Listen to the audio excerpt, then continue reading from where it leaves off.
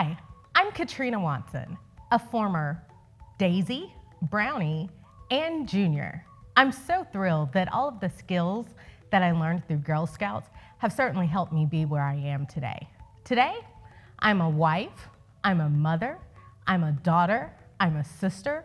I hold so many roles in the community, and one that I really hold dearly is that I get to give back professionally as the president and executive director of the Literacy Council of Central Alabama. At the Literacy Council, we're helping adults read better. 1 in 5 adults in Central Alabama do not read well. In the state of Alabama, 1 in 4 adults don't read well. In all of the nation, it's also about 22% of the population who are adults that don't read well. Reading impacts everything that we do. And as students, I know you know that. We've got to read to be able to keep up with our studies. Even in math class, reading is involved. If we're applying for college, we have to read to do the application, read to complete a military application, read, read, read, and I love reading. So today, I'm so excited to be able to talk to you all about She Is PowHer, and to share with you where I get my PowHer from, and that's POWHER, because we are women. So for me, my power comes from the acronym Say It More. And throughout this presentation, I'll tell you what Say It More stands for. The S is for show compassion, show kindness to yourself and to others. Treat yourself the way that you would treat a friend. Sometimes we are so mean to ourselves and we are so critical. Say, for instance, somebody trips on the sidewalk. We would probably help them up. If we ourselves trip, we may be more likely to say, "Oh, I can't believe you just tripped." And we may have a very negative tape rolling in our background, in our head. Let's not do that to ourselves. Let's pick ourselves up as well. Let's be gentle to ourselves. Self-compassion, self-kindness. Let's show it to ourselves, and let's also be kind to others. That's the S in Say It More. The A is ask for what you need. That's something I had to learn through life. I used to just suffer thinking that whatever was given to me is something that I had to take. Now I recognize, let's say I'm at a restaurant and I've ordered something specific and they don't give it to me as I've asked. I don't eat pork and they give me pork. Sometimes I'll just scrape it off to the side. Now I've learned to ask and to say, "Excuse me, will you please replace this dish with a variation that doesn't include pork?" I ask for what I need. That even translates academically. Academically, I recall when I was completing my master's degree that I did not have the bandwidth to complete a paper. I had experienced a tragedy, and the content of the paper was also creating some feelings that I wasn't comfortable with.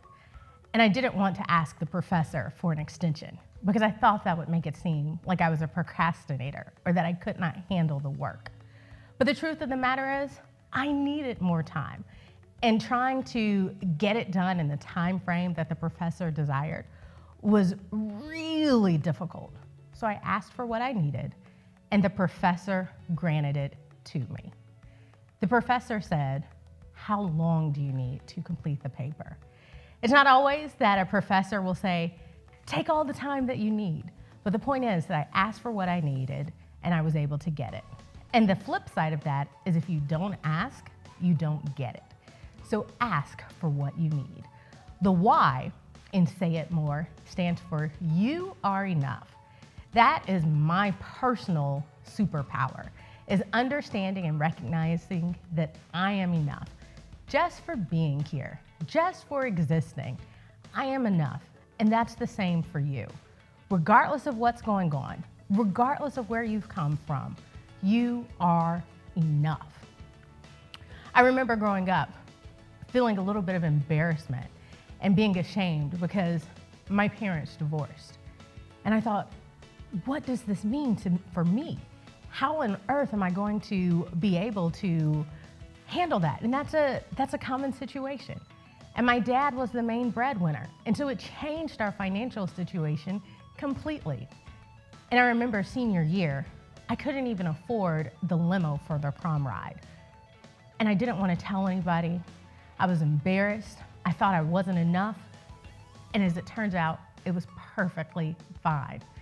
I've realized throughout life that no matter what awards I get, no matter what position I hold, no matter what title I have, what college I go to, it doesn't matter because I am worthy.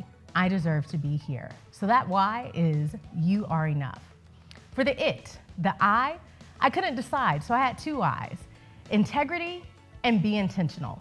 As far as integrity is concerned, everywhere you go, try to live according to your morals, your values, be honest, because wherever you are always there.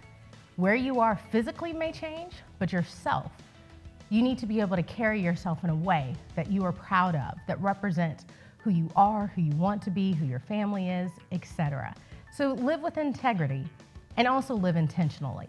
Be intentional about identifying what it is you want to do in life, the path that you want to go on, and then also seeking out the tools and the preparation that you need to succeed in that area. Be intentional about spending time with loved ones. Be intentional about studying and doing your work. That's the I. The T is to talk to an adult. One thing that I could have identified that I could have succeeded more with as a youth and as a senior in high school would have been if I had learned the power of talking to adults. Sometimes there are things that are going on in our lives and we need to be able to connect with the adults around us. Even now as an adult, I talk to other adults as well, whether they're friends of mine or whether they are mentors of mine. There's so much that I can learn from their experience and by sharing my own experiences as well. Now we have the word more. For the more, the M, mistakes don't define us. We are more than our mistakes. Mistakes are to be expected, not to be avoided. So what do you do when you make a mistake? You keep going. Think of it like a pothole in the road. A little bouncy, boom, boom, boom, boom, boom. But you still keep going. Mistakes are always going to happen in life, but that doesn't mean that you're any less worthy or any less qualified. It means that you are human. So remember, mistakes happen, expect them, and keep moving forward. The O is be open to opportunities. There are going to be so many opportunities that present themselves to you. Some you'll be uncertain about. Some you may be afraid about. I would say evaluate them, calculate it, see if it's something that you believe is going to match what you want to do in life. And if it does, take the risk. Be open to the opportunity. Not only opportunities that may present themselves professionally or academically, even opportunities with new friendships.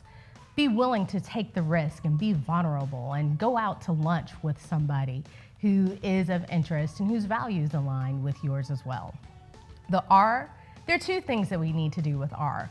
One is to recognize our worth and to build relationships. For the first R of recognizing our worth, I really hold true to the scripture of Psalm 139:14, which says, I praise you, for I am fearfully and wonderfully made. I believe that each of you are worthy, that you are valuable.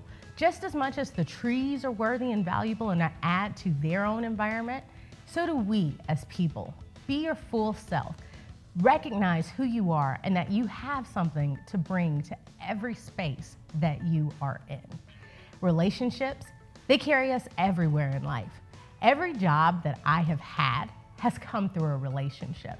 I've not only had the preparation for it, I've also had relationships. And I would say that I succeed in those jobs because of performance and relationships. We all know that we enjoy working with people who are friendly. So look to be friendly. Look to build relationships with the people around you and to have positive encounters. And for the E, it's engage with the world around you. So often, we may not be present even though we are physically in a space. That could mean that we're daydreaming or we're thinking about all the things that we have to do. And it's keeping us from enjoying what's really right in front of us. Or maybe we're carrying our phone and our phone buzzes and it distracts us from talking to the person right in front of us and we're no longer engaging with them. So engage with the people around you. Engage with your community. Give back.